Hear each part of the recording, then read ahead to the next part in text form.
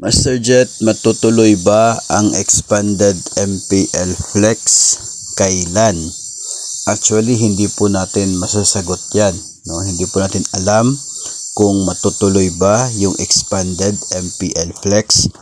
Yung sinasabing loan offer ng GSIS na siyang magbabuyout ng loan sa mga private lending institution.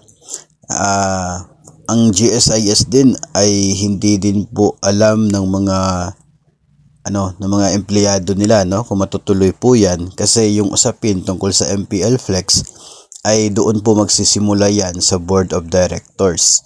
Kung itong Board of Directors ay mayroon na po silang final decision tungkol po dyan at yung management ay nagsagawa na ng pwedeng nag-draft ng terms and conditions, so possible yung top management at saka yung board ang may idea dyan. Pero yung mga empleyado na nag-i-entertain sa atin sa iba't ibang branches, marahil yung iba sa kanila ay hindi pa talaga alam yung lahat ng mga nandyan, no? If totoo ba, if mangyayari ba yan o magaganap ba at kung kailan.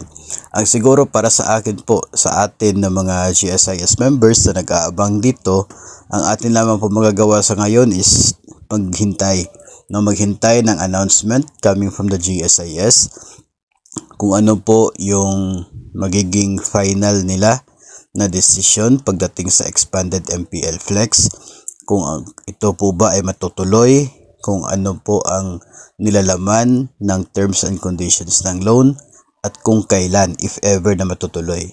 Mag-abang lamang po tayo at maghintay ng next announcements ng GSIS to make to be sure po, no.